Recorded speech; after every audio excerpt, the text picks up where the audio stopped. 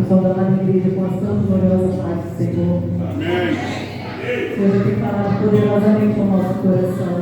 O Senhor já tem se revelado a nós através dos louvores, através de cada oportunidade, através das orações que foram feitas neste lugar.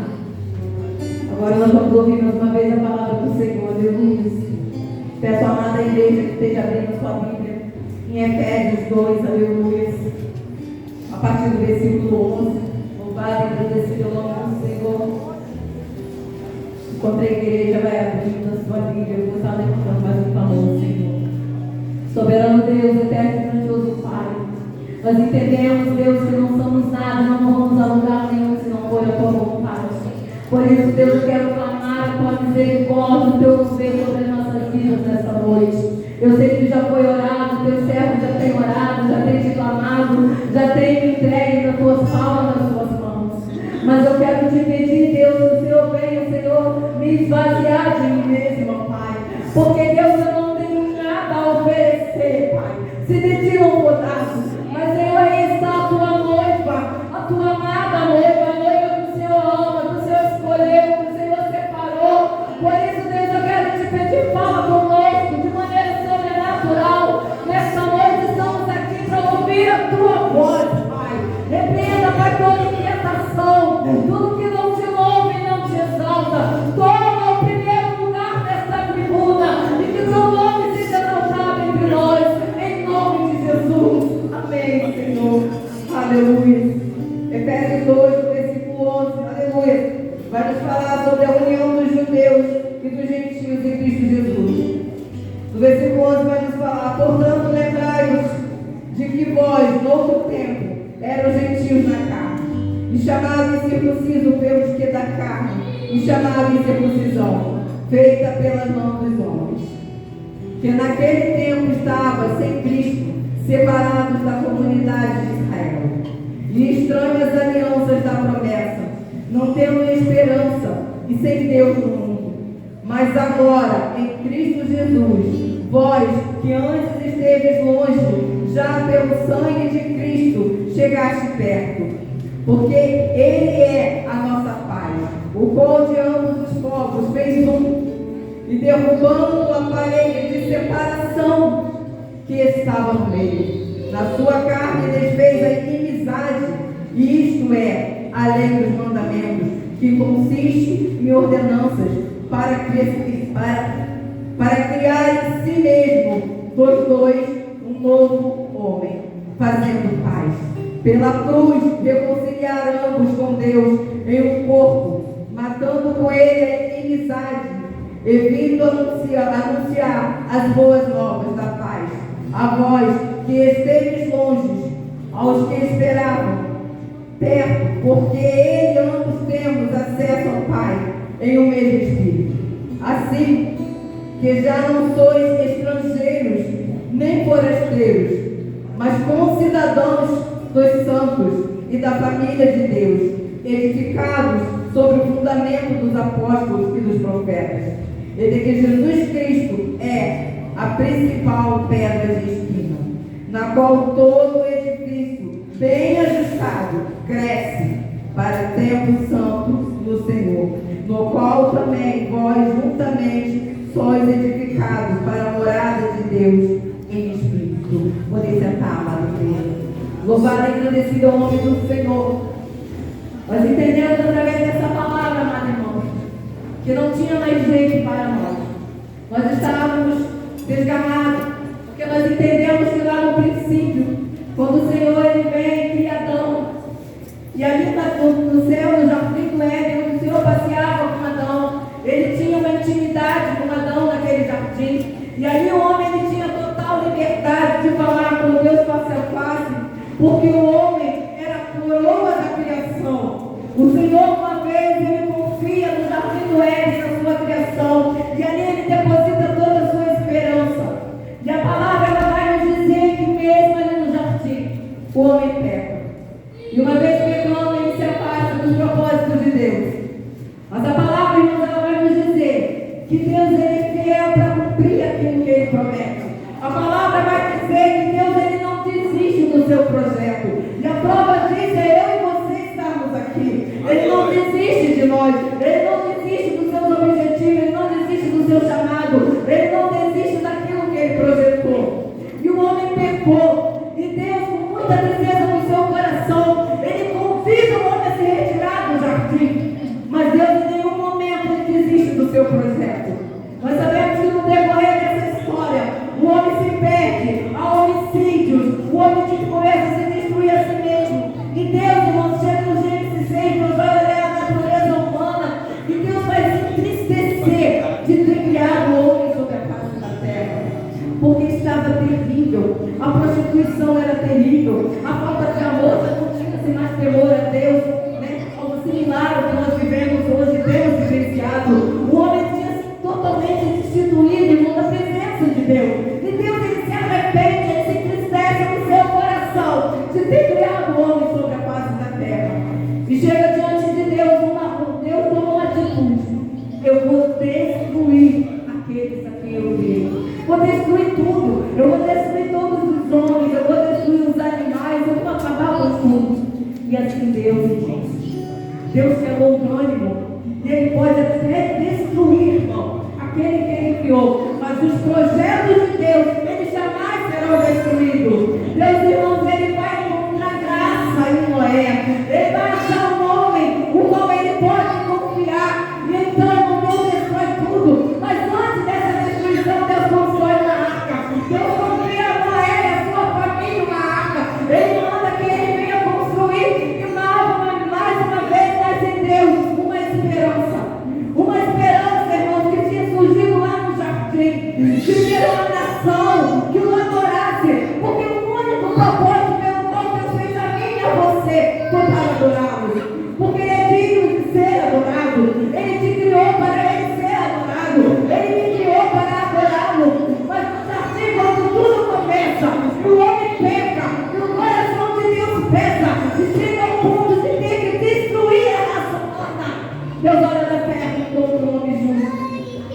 E mais uma vez, irmãos, Deus vai confiar e recomeçar uma nova nação. Louvado e agradecido é o nome do Senhor.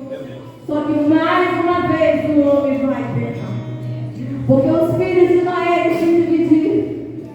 Eles pecaram contra os céus. Mais uma vez o homem vai olhar para o seu próprio egoísmo, irmão. Para a sua própria vontade, para os seus próprios deleites. Irmãos, imagina um Deus, Criador dos céus e da terra, com um amor sem igual. A palavra vai dizer que no princípio a terra era sem forma e vazia. Ele não precisava de mim, de você. Vai se entender que amor é esse que nasce no coração do Todo-Poderoso, no coração do Senhor, Criador dos céus e da terra. E mais uma vez a geração de Noé vai falhar. Só que Deus não desiste. Ele não desiste do seu projeto. Deus, Ele continua, irmãos, mantendo de pé o seu projeto.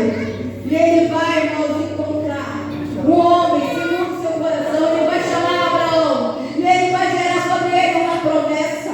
Ele vai dizer que nele Ele faria uma grande nação. Ele vai fazer surgir a nação de Israel. A nação que Ele ama incondicionalmente. A nação pelo qual Ele entrega seu único filho a uma cruz para vir salvar.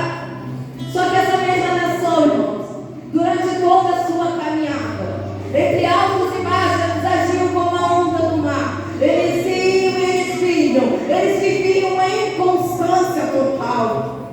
Todas as vezes eles pecavam e depois clamavam e o Senhor perdoava. Irmãos, o Senhor olha sobre essa nação e o Senhor vê, irmãos, que não consegue encontrar no homem natural algo que Ele solicitou em seu próprio coração. Ele não consegue encontrar na nação que Ele tanto ama uma fidelidade, um compromisso, uma responsabilidade, porque era uma nação que vivia dividida, que se prostrava diante de outros deuses, que se prostituía todo o tempo, não só na sua vida física e carnal, mas prostituía contra aquele que o criou, não respeitando as vontades de Deus, se deixava levar tão fácil pelas nuvens de tantas coisas que eram oferecidas diante deles. Uma nação é um povo que foi preciso ser levado em cativo, que teve 40 anos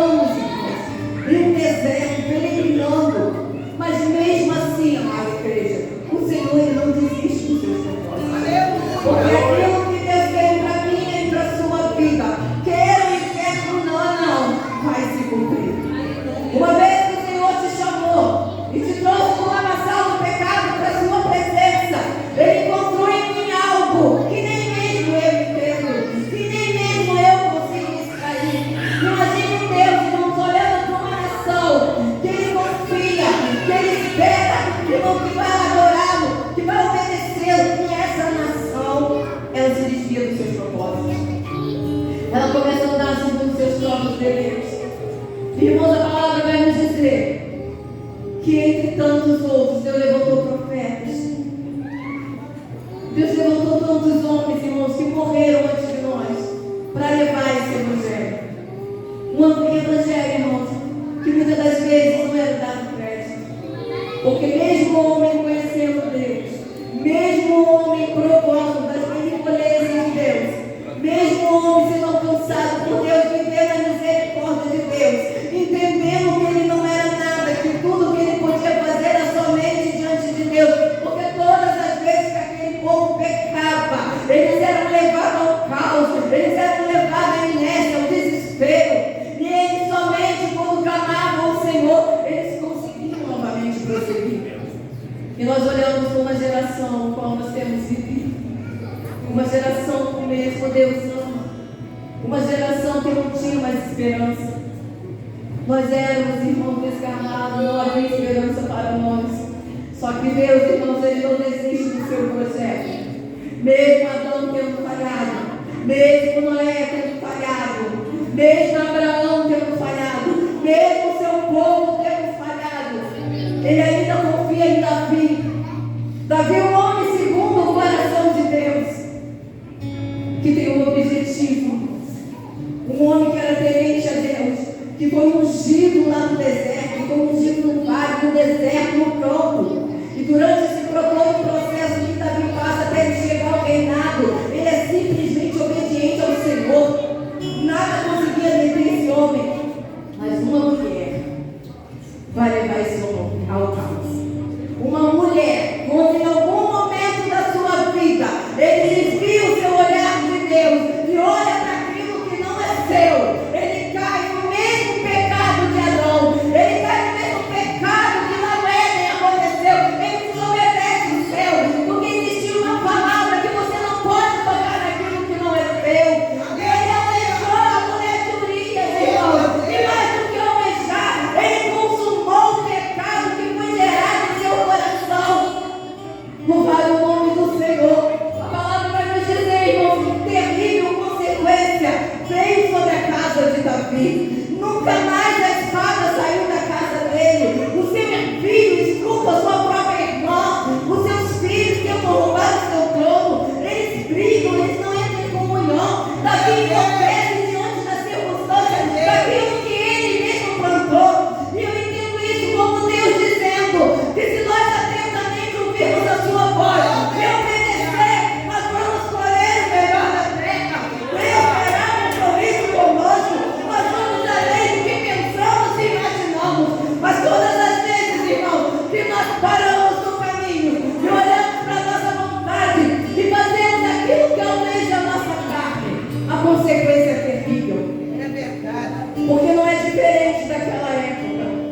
Muitas das vezes nós queremos fazer aquilo que queremos e não aquilo que Deus quer. E nós não fomos chamados para fazer a nossa vontade. Nós fomos chamados para fazer a vontade do Todo-Poderoso. Existe um propósito pelo qual eu e você estamos aqui na terra, irmão. E esse propósito ele vai se cumprir, queira eterno ou não. Davi, irmão, pecou contra Deus. E aí no seu trono é levantado seu filho Salomão. E a história ela vai dizer que Salomão ele foi muito bem durante o tempo. Enquanto seus olhos estavam fitos na vontade de Deus, tudo fluiu. Ele até constrói um templo, onde Deus fala, vou eu habitar nesse templo. E irmãos, só que a palavra ela vai dizer que pelo mesmo pecado de Davi, porque a palavra nos ensina, irmãos, que existem maldições que elas são hereditárias. Ela vem de pai para filho. Salomão, irmãos, foi por causa de uma mulher que ele se apaixona. Meu Deus. Ele pega também contra Deus. E ele adora outros deuses. E tudo aquilo que foi construído, irmãos, é derrubado. O templo é derrubado, tudo é queimado, o povo é levado em cativo por causa da desobediência de um, irmãos. Não havia mais esperança. Estava tudo perdido. Só que Deus, irmãos, Ele não abre mão de seus. Os projetos de Deus, eles se cumprem. Queira o inferno ou não. E aí Deus envia um que vai mudar toda a história. que vai fazer tudo diferente, um que não vai pecar, um que não vai se corromper, um que não vai olhar para trás, um que não vai deixar a carne passar mais alto. Ele tira das suas entranhas o seu único filho, e ele envia Jesus, e Jesus veio a nossa igreja em forma de cruz. Ele veio para passar pela minha cruz, ele é humilhado, ele é desprezado, caluniaram Jesus, e mesmo assim, amada igreja, ele não desistiu de você, ele não desistiu de mim. Ele foi o único que foi capaz de cumprir o propósito do jardim. Ele foi o único que foi capaz de unificar o povo que estava desgarrado, o povo que estava destruído. Irmãos, Jesus ele veio e passa pela cruz do Calvário. E quando Jesus passa pela morte de cruz, ele vai rasgar o véu que nos separava de Deus. E hoje ele nos dá um livre acesso ao coração do Pai. Se hoje eu e você podemos sentar nesse banco, podemos orar ao Senhor, podemos orar ao Senhor, podemos falar com Deus, é porque Jesus venceu isso na cruz por nós. Todos os homens que passaram antes dele falharam, mas ele foi o único, irmãos, que nos deu livre acesso ao coração do Pai, porque ele foi fiel até a morte de cruz. E hoje, irmão, diante da fidelidade de Jesus, ele confia em mim e você. Ele hoje espera em você, profeta, que está sentado nesse banco. Ele profeta em você, espera em você, pastor, missionário, missionária, jovem de Deus, que seja feito aquilo que ele iniciou lá atrás. A Bíblia vai dizer que nós temos que ser imitadores de Cristo. E ser imitador de Cristo não é ter holofote sobre as nossas vidas, não é viver no público, não é ser visto por ninguém. Ser imitador de Cristo é ser humilhado, mas entender que o nosso alvo é Ele. Quando você for caluniado, você dizer que está fazendo uma grande obra, de maneira que você não pode parar. Ser imitador de Cristo é entender a fraqueza do seu irmão, mas entender que tem que amar mesmo assim.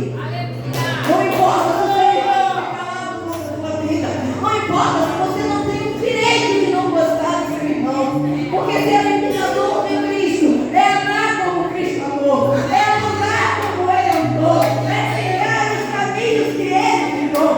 O motivo pelo qual eu e você estamos aqui, esperando a chegada, o retorno daquele que um dia que veio e venceu, amada igreja, todos os obstáculos. Ele venceu o que Noé não venceu, ele venceu o que Adão não venceu, ele venceu o que Davi não venceu, ele venceu o que Abraão não venceu, e ele venceu o que muitas das vezes eu e você não conseguimos vencer. Mas existe uma promessa para mim e para a sua vida, porque Jesus é sábio, e Deus, como Ele não desiste dos seus propósitos, que somos eu e você, antes dele ir para o Pai, Ele falou que Ele enviaria o Consolador, Ele enviaria o Espírito Santo. Ele falou: clama-me e respondeste-ei, anunciar coisas grandes e firmes que não sabe. Ele disse: olha, todas as vezes que você falar, não importa o calabouço que você esteja vivendo, eu sou fiel para te socorrer. Todas as vezes que você falar, o Espírito Santo virá em seu favor. Jesus, ele disse: filhinhos, eu sei que sozinhos vocês não vão conseguir, porque o príncipe desse século, ele veio matar, roubar e destruir, mas ele enviou o Espírito Santo, porque ele sabia, amada igreja, que eu e você haveria momentos que nós iríamos tremer, que nós iríamos clamar. Hoje nós podemos entrar por essas portas. Vivemos uma zona de conforto. Nós podemos pegar a Bíblia e pregar o Evangelho de Monte Alto, Figueira, Sabiá, em todo o Brasil, né? Nós podemos. Mas existem missionários nessa hora que estão vivendo em modelo de ilhas, escondidos em túneis, na Índia, na Indonésia. Há missionários que estão morrendo por amor a esse Evangelho. Muitas das vezes nós falamos desse Evangelho, onde nós vimos Isaías ser cortado ao meio, e nós pensamos que funciona naquela época. Nós muitas das vezes falamos do Evangelho, onde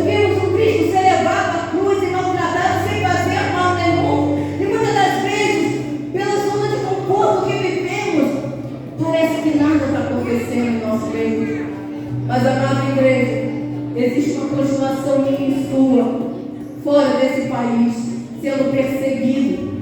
Existem lares que são destruídos, pastores que são assassinados, crianças que são assassinadas, são levadas em cativo por essa mesma palavra que um dia alcançou a minha e a sua vida.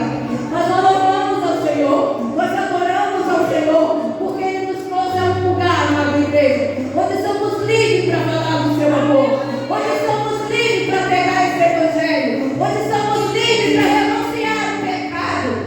Nós precisamos ser mais fortes que a nossa carne, mas para vencer essa carne pecaminosa, que muitas das vezes usa a língua para matar, usa o dedo para apontar, para caluniar. Nós precisamos olhar para a cruz e entender que o Espírito Santo, Ele é real, Ele é uma pessoa, Ele está entre nós, e todas as vezes que nós clamarmos, Ele virá em nosso favor. Jesus veio buscar aquilo que se havia perdido, mas Ele precisa de mim e de você para continuar as boas novas. Ele precisa que nós venhamos nos levantar e entender a função do Evangelho, o único motivo do Evangelho. Eu estive estudando sobre o joio e o trigo, e eu pasmei, porque quando eu fui ver o joio e o trigo, muitas das vezes nós montamos a mesa da ceia e o trigo, e eles são muito parecidos, são idênticos. Você só sabe a diferença quando você esfrega, porque o trigo, ele sai uma semente que vai trazer alimento, e o joio é vazio. O joio, ele é contaminador, ele tem uma toxina que mata. Mas Jesus nos advertiu com relação a isso. Ele falou que o semeador, ele veio semeando, e junto com o trigo desceu o joio. Mas não somos nós que vamos separar. Deus não nos deu essa confiança. O que o Senhor nos convida é amar, é respeitar, é ensinar esse evangelho, é proclamar as boas novas, é entender que o dono da igreja é Ele, e por Ele, para Ele são todas as coisas. Louvado seja o nome do Senhor. A palavra vai nos dizer, amada igreja, que há poder nos nossos lábios, que tudo aquilo que nós profetizarmos, o Senhor trará existência. Aquilo que o Senhor deu, que Deus deu a você, ninguém pode revogar. Se não tem os lábios a poder, profetize bênção sobre a vida do teu irmão, profetize a cura, profetize a libertação, profetize o renovo. Os tempos, irmãos, passaram, mas Jesus, Ele não mudou. Deus é o mesmo. O Espírito Santo, Ele ainda tem o mesmo poder de se manifestar e curar, e transformar, e libertar, e trazer arrependimento e aquebrantamento de coração. O Espírito Santo, ele ainda revela que demônios se levantam no meio da igreja para tentar destruir casamento, porque casamento é instituição de Deus. Mas sabe por que Deus revela? Porque Ele é o mesmo, ontem, hoje e eternamente. Sabe por que Deus revela? Porque Ele não quer que nós venhamos sofrer. Ele quer mudar a minha e a tua história. Ele quer trazer sobre a nossa vida um casamento feliz. Ele quer nos ensinar. Pela manhã, a palavra da escola dominical foi sobre casamento, foi sobre família. E hoje a oração sobre família, neste culto de família. Deus revela um demônio terrível para destruir. Sabe por que Deus revela, irmãos? Porque Satanás, ele não tem autoridade sobre a igreja.